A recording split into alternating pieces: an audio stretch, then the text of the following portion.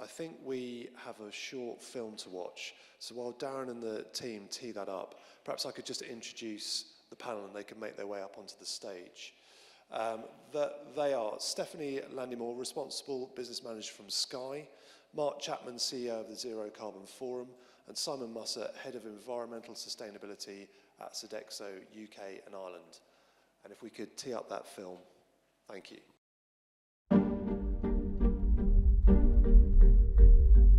We are hospitality. We take inspiration, good ingredients, and good ideas from the world around us and turn them into moments, memories, and smiles. But now comes the cost of our carbon footprint, no longer a distant idea, but the new reality. It's already happening, and the signs are everywhere. The threat's not just to our supply chain, operations, and margin, it's existential. Now, the masses who look to us for cuisine, comfort, and entertainment are placing their tallest order yet. Lead the fight against climate change. Taking care of people is what we do. Brilliant, thank you very much. We'll get Stephanie to talk about that very shortly, I'm sure. We're now, in the next few minutes, going to cover everything to do with the journey to net zero by 2040, easily. But perhaps we could just start with a nice gentle opener, and I could get each of you just to talk a bit about your role, your business, and where you fit into this discussion. So Stephanie, perhaps I could start with you. Thank you. Certainly. Thank you for having me. And I was flicking through the sustainability guide this morning. I think it's landed in everyone's inboxes, and it's fantastic. It's a fantastic resource full of really hugely helpful and tips and frameworks. So I am responsible for calculating and analysing and leveraging the insights for our strategy of our supply chain emissions that go into the running of our business and the making of our TV production, and working with colleagues across the business on how do we apply those for our net zero strategy, not just for our suppliers upstream, but also the rest of our value chain and partners like our Sky Business customers. Hence my involvement with this project and being here today. And just tell us where you are as a business on your own journey to, be more sustainable, reduce carbon, reduce plastic. Sky's been working on this area for a very long time. We were the first media company to become carbon neutral for our own operations in 2006, and we launched our own net zero commitments in February 2020. So we've very much tried to stay at the front of the pack and the forefront of these challenges. Of course, the scope of that work has really widened since we began to look at our end-to-end value chain. So whilst we want to stay leading at all times and really innovating on this, collaboration and working across our industry and beyond it is hugely important to the way that we do that. Thank you very much. Simon, let's come to you. Tell us a bit about how you fit in this and what your organisation is doing. Thank you. Hello everybody. I'm Simon Mussett. I'm Head of Environmental Sustainability at Sodexo UK and Ireland. I'm primarily responsible for leading our net zero journey as a business. So yeah, in terms of where Sodexo's at, we've been measuring our carbon emissions now for a number of years. We started back in 2010, following our partnership with the WWF. So we originally started looking at our scopes 1 and 2. That was globally across all of our operations. And in 2017, set our first base year measurements covering all scopes 1, 2 and 3. The UK&I as a region exceeded our first science-based target, so at a global level we set that at 34% by 2025. As a UK&I region, we've already achieved a 38% reduction. So what we've set now in the region is some new targets. We've set a new near-term target of reducing emissions by 55% by 2030, and across all of our scopes 1, 2 and 3, a new long-term target of a 90% reduction by 2045, where we'll reach net zero.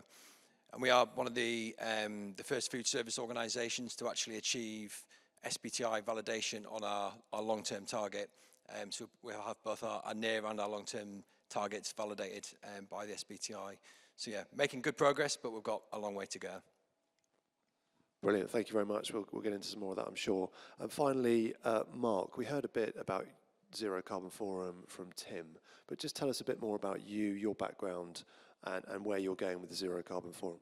Sure, thank you, and great to be here today.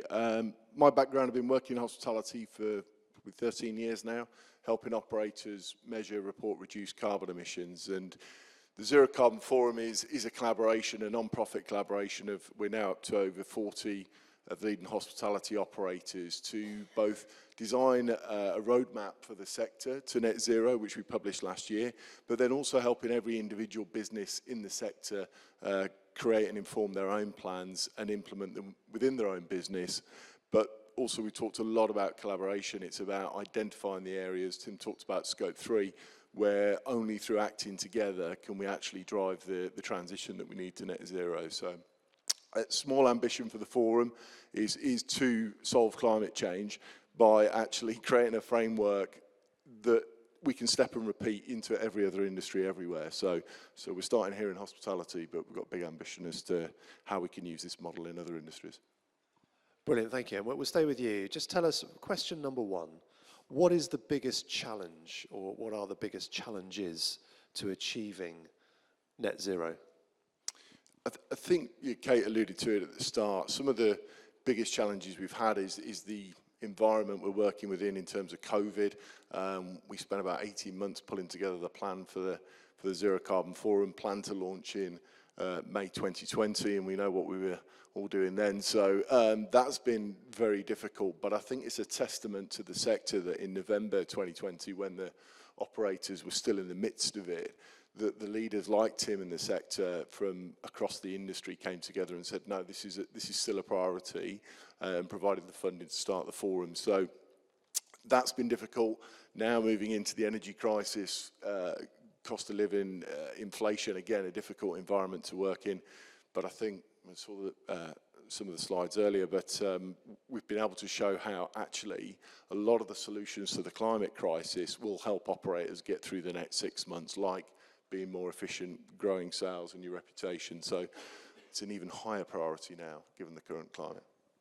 Yeah, thank you. Let's hear from you, Simon. What are the biggest challenges to net zero?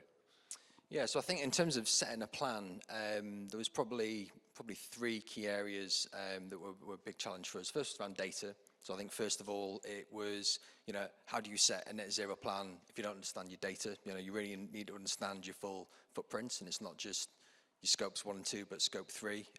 You need to know what is that magic number that we need to try and get to zero. If you don't know that, how are you going to set your plan? What are the key action levers that you're going to need to deploy to get there?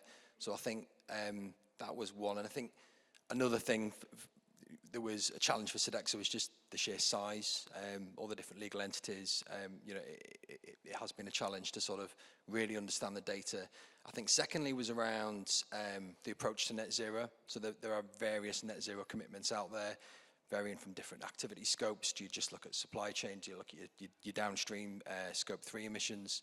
Do you look at different mitigation strategies, focusing on carbon removals, offsets, and timeframes? So then looking at, well, when do you want to achieve net zero, and then what does that then mean in terms of your action levers and the investments that may be required? And I think the third challenge for us setting the plan within the region was around knowledge and understanding. So net zero is across, it impacts every area of the business. I'm bringing all of the key stakeholders along in terms of agreeing what those commitments are, and ensuring they fully understand. It's such a complex area. People often think it's a dark art when you talk about net zero. So it's trying to sort of simplify the messages to all those key individuals in the business to bring them along. So yeah, I would probably say they were the 3 main challenges. Yeah, thank you very much. Stephanie, what about you? Well, I'd agree with both preceding summaries. And I think add to that, or build on what you were saying, Simon, that complexity.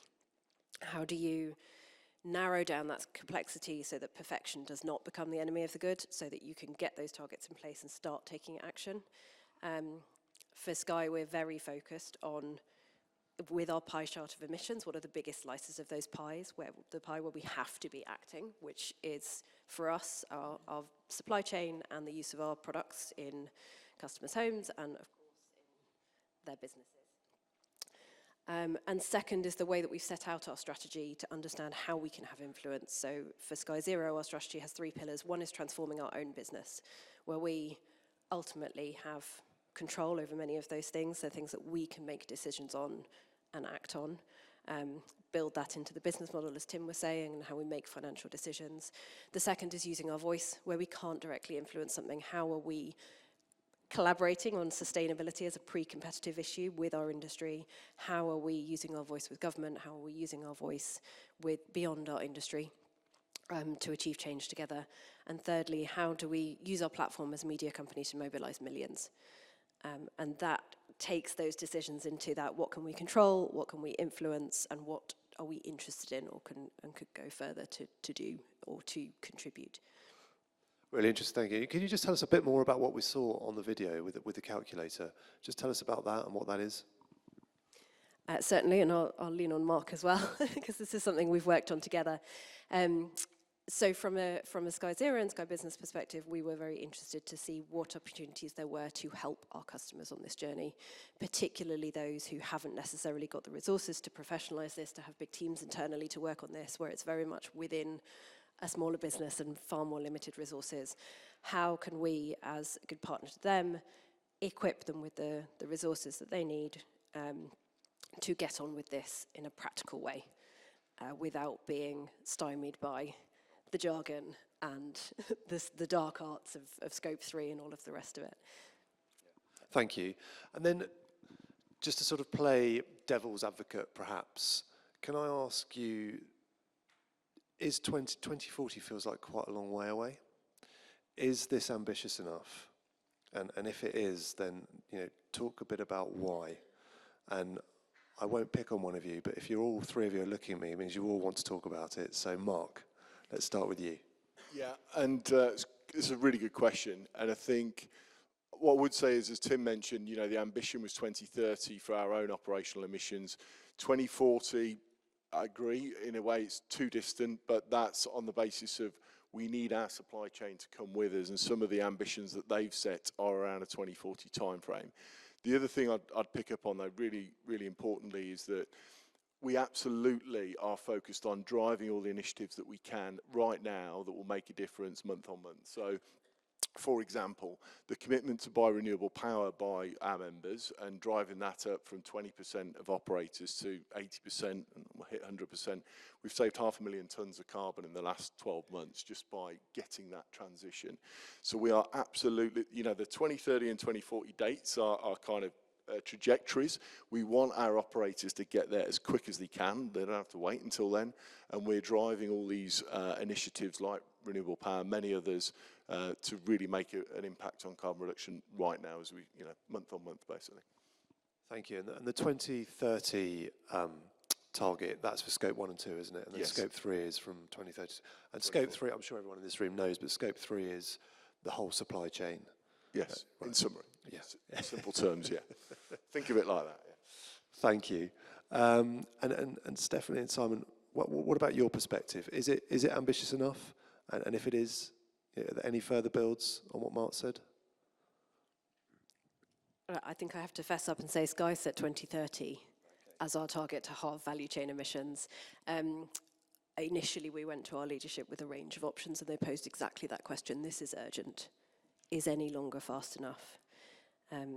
So we shall be rising to the challenge of what the planet requires, because it's what's needed. But as Mark's talked about, working with the value chain on this, 98% of our emissions are beyond our direct control as a business, so we're not going to get there alone. Thank you. Simon? Yeah, I've probably got not a lot to add there. I mean, Sodexo are actually, for the UK&I region, 2045 for our Scope 3, for the main reason being that 70% of our Scope 3 emissions actually sits in our client site energy. So actually the energy we consume in delivering services to our clients So it's slightly different in terms of, you know, the supply chain emissions. They make up around 23% of our scope 3. So I think 2040 is ambitious. I think there's a lot of work to do in terms of, you know, collaborating with suppliers, improving the data, the emission factors that we all use, to be able to accurately report and measure that reduction. So yeah. Thank you. And then, Simon, just staying with you, one more question from me, and then perhaps we'll come to the floor. And if you have any questions, if you could raise your hand and we'll get a microphone to you. What are the flaws in terms of net zero? Can you just talk around this issue? This still requires, I would presume, a massive decarbonisation of businesses, of our economy, the way we do things. But can you just talk about perceived criticism that this might mean we don't go far enough, and that we're talking about a net position?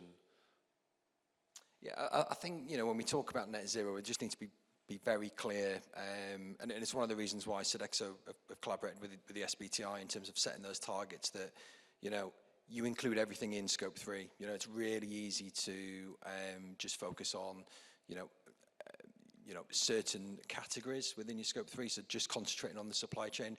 You know, as I mentioned, for us as a business, you know, as a contract caterer working at thousands of sites across the UK, you know, our biggest impact is at our client sites. So it's the gas, the electric that we consume in delivering our catering services, our cleaning services, landscaping services, etc. So there's lots of challenges there in terms of, you know, having challenging conversations with our clients, trying to influence them, you know, but we don't have control, you know, over some of those emissions. So, yeah, I think in terms of flaws, you know, I think it's really important that companies do set science-based targets, that they do try and capture all emissions within scope 3. There is going to be elements of assumptions, estimation. You know, I think, you know, that's just as accepted at the minute until the data is available. But at least you'll be able to identify where your hotspots are to then inform your action plans and strategy about, you know, where to focus your efforts. Thank you. Do we have any questions? Yeah, if we get a microphone. I obviously know who you are, but if you could tell us who you are. It's Andrew Sangster. I'm from Hotel Analyst, which is a subscription information service for investors in the sector. I need help, panel. On this issue? On this specific issue. I'm struggling with it, writing about it. I mean, my clients are institutional money and operators in the business. And there are so many of these initiatives. I was at the Sustainable Hospitality Alliance yesterday. They represent 35% of the global hotel room stock. They've still got their meeting going on a mile away from here. You've got this thing going on here. It's not helpful for me. It's not helpful for people who want to take this issue seriously. The second point, last time I counted, there are over 20 different ways of measuring carbon output. That is just not sustainable. I would suggest that the whole sustainability lobbying effort is not sustainable. Do you want me to take that one? In terms of coordinating initiatives, one of the things we've done is work with other initiatives across the sector and our supply chain. In terms of other initiatives specifically in hotels, you know, that is something, there are other initiatives out there. What we've been focused on is trying to be the best initiative that operators want to join, because we have a very clear definition of what net zero means. It's aligned with science-based targets initiative, and that we can not only just set a roadmap out, but then provide climate action plans to individual members, provide action groups to actually make it happen, so that we actually implement all the initiatives. We talked about renewable power and the impact of that. So I take it we do our best to coordinate and collaborate wherever we can, so that we accelerate progress rather than duplicate. But to your point, yes, I accept that there are other initiatives springing up all the time. We do our best to work with them where we can, but we're also focused on delivering what our members want. I think the carbon accounting one, I don't know if someone wants to pick that up about greenhouse GHG, if you want to do that. And I think they're very much a reflection of the pace and the scale of change that's required. I don't personally view it as a weakness currently, that there is this diversification of initiatives. I think that is people seeking the right collaborators, and I think you'll find that many of the individual organisations are involved in different initiatives at different scales or speaking to different aspects of their business. And as Mark said, similarly, we will look at which partners do we want to work with to focus on what's most important to our business. We may not be involved in every initiative because we're choosing the ones that are most important to us.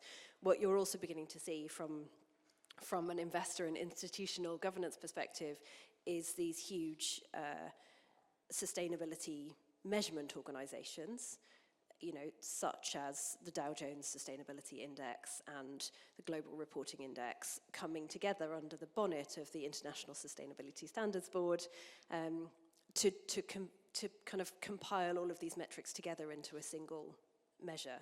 So I think from a sustainability and carbon accounting perspective, we are on carbon where we were. My accounting history is a bit shaky here, but you know, let's say 50 years ago on financial accounting, before there were international financial standards.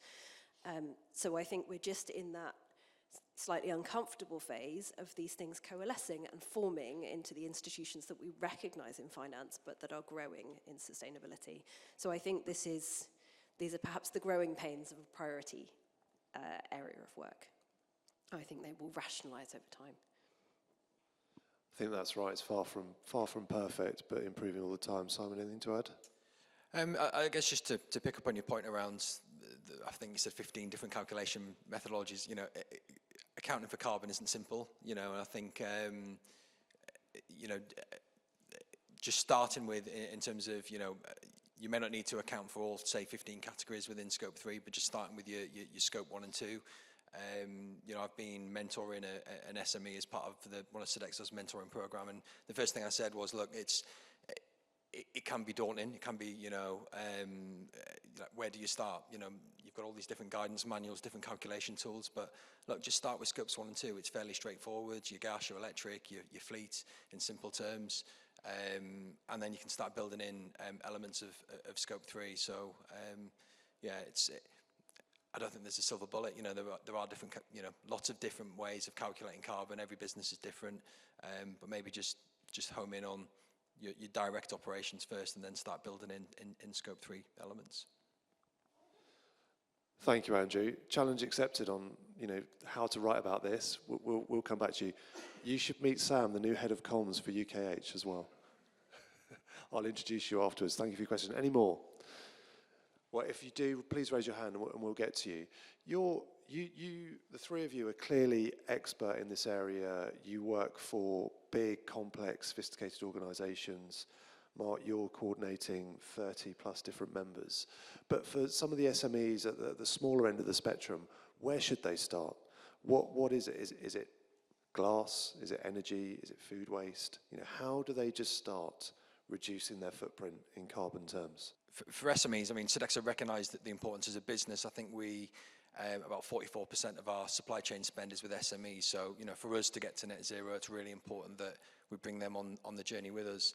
And I mentioned we have got this mentoring scheme, so it's been quite insightful for me. I do mentor an SME on helping them develop their net zero strategy. And I think, as I mentioned there, it's just get started. You know, start focusing on your direct operations. So starting to look at, you know, the gas, the electric, the fuel in your company vehicle. So very much looking at your Scopes 1 and 2. That data is readily available. You know, there's some quick wins that you can take in terms of looking at renewable electric tariffs, trying to electrify your fleet. And that's the advice I've been given as part of the mentoring scheme. You can then start weaving in, you know, once you've understood your direct operations, your certain elements of Scope 3. But it's probably just tackling it in bite sizes. And if I look back at Sodexo, you know, that is what we did as a global organisation. You know, I think we're operating now in 56 countries, thousands of sites across the globe. You know, we couldn't just tackle everything overnight. It was to start with Scope 1 and 2, and then start building in elements of Scope 3. I was just going to add to that. I mean, obviously the work that Sky supported in terms of, the first thing I'd say is go to the carbon calculator and do that. The person that ran that project was an ex-independent publican himself, and his guiding principle was, if I can't work out my footprint over a cup of coffee, it won't happen. We've designed it to be as simple as possible for independents to understand what their footprint is, and then the toolkit gives them all the actions that they can take. And again, we've used sort of some guiding principles of some of our bigger operators of just splitting it down into 3 key areas of people. You know, what's the operational behavioural changes we can get our ops teams to make? And Tim talked about the work they've done on energy. So what can we do with our people? What can we do with our product, which is looking at your menu and where you're sourcing from? And the final thing is your place. So what changes can we make to our building to be more efficient and more carbon reduction? And we've just updated the toolkit with lots more guidance on energy saving as well. So that's specifically targeted at SME, so that's a good starting place. I want to ask you about success stories, either within your organisations or that you've seen or are aware of across the industry. Perhaps you could just tell us a few brilliant initiatives that you're aware of. And then I also want to ask you, what we need from government, what support they can give us. But let's start with success stories, or what have been the most successful things that you've seen. Mark, you must be across a lot of good practice. What are some of the really interesting, big or small, initiatives you've seen? I'm going to be in trouble here, whoever I don't mention, aren't I? But Tim's mentioned a lot of the great work that Burger King have done. Another one we could call out would be sort of Honest Burgers, a medium-sized operator. So Tom there done a lot of work directly on regenerative agriculture, engaging with farmers directly, helping them put those practices in place and changing the way they buy things. So there's many others, so I forgive all the forum members that I haven't called out, but that's one. In terms of government support, I think, again, working with UKH and with Tim, we've worked out all of the technologies and the capital spend we can make as hospitality operators to reduce carbon. We now need government support through tax R&D credits or whatever those financial levers are. A lot of them will save both energy and carbon. So if they can give support to implement those, green the economy, reduce the country's energy bill as well, and help with energy security. So that's a key area for government, I think. Brilliant, thank you. Stephanie, let's come to you. What are the great stories either within your business or that you're aware of? I'm incredibly proud to work at Sky, but I think for today, it's the power of collaborations and groups like the Zero Carbon Forum enabling this work throughout their members. I think looking back on the last 10 years of sustainability collaborations, I think many of the partnerships we look to started as a way of driving behaviour change or awareness. And certainly in many of the partnerships that I'm sitting on, we are rapidly rejigging that way of working to be fit to deliver net zero and looking at the resources we have collectively, the way we work together to make that transition. And I think that's exactly what Zero Carbon Forum is bringing to the hospitality industry in partnership with UKH. In terms of government, echoing Mark and Kate, and it's that enabling policy environment and a level playing field. Tim's already alluded to the fact that investors are clear on the risks of not having this in place and the opportunity for business and the performance rewards for embedding sustainability into your business model. And CEOs and C-suites generally are clear on the opportunities here. So having a level playing field to get on with that stuff and the enabling policy environment is what we need to really underpin the whole thing. Yeah, thank you very much. And Simon, finally to you, what are the great things that you've either done or are aware of, and also what further help do we need from government? Yeah, so I guess in terms of good initiatives, I mean, if I just think, within Sodexo, within our direct operations, again, some very quick wins, looking at electrifying the fleet, renewable electric that we've switched to, we've signed up to the RE100 commitments. But if I move maybe to more scope 3, one of our number one priorities is fighting food waste. We've already touched on it this morning in terms of the commitment to half it by 2030. In Sodexo, we're trying to achieve that by 2025. We do see fighting food waste as one of our key levers for hitting our net zero targets. It's not just the food waste the emissions associated with the food waste downstream. It's the the carbon that's embodied in the products we procure and the transportation of them. Again, coming back to the client site energy piece for us, we're not wasting energy and creating meals that we're then throwing away. So one of the key initiatives that we've deployed is our Waste Watch program. It's powered by Lean Path technology. So we're using technology to measure and monitor the foods that we're producing. So the types, the reasons why, the times of day, etc. So we can actually use that data to then inform our decision making. So we've seen some really positive figures. We're going through quite an aggressive deployment process at the moment. We've got about 350 sites now using the technology. We're saving thousands of tons of carbon per annum as well. So I'd probably pick up that as one of our key initiatives. In terms of government, I'm trying to think of sort of an additional point. I think trying to accelerate the increase of renewable electric and the electrification of vehicles are probably two key things. If I think of our direct operations, a lot of our footprint still remains within transportation. I think there's still a lot of work to do, particularly outside of company cars, so the HGVs and the larger vehicles that many of us, will be using. And because of the large footprint in our client site energy piece, the acceleration of switching to renewable electric as a nation is really imperative for us to reach our net zero targets. Brilliant, thank you very much. Clearly so much more to talk about, but we're out of time. So please join me in thanking our panel, Simon, Stephanie and Mark.